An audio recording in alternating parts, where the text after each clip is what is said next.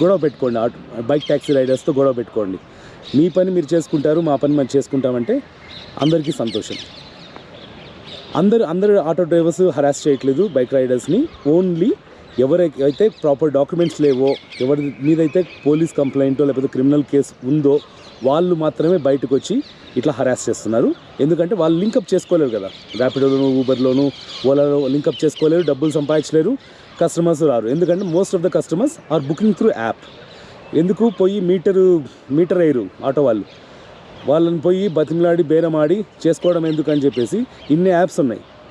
అన్ని యాప్స్లో బుకింగ్ చేస్తారు చీప్ రేట్లకి.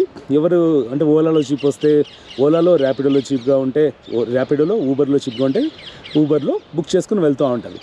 సో మీకు చేతనైతే ప్రాపర్ డాక్యుమెంట్స్ పెట్టుకొని ఆటో నడపండి, లేకపోతే క్రిమినల్ కేసులు ఏమైనా ఉంటే అవి మాఫీ చేసుకొని ఆటో నడుపుకోండి.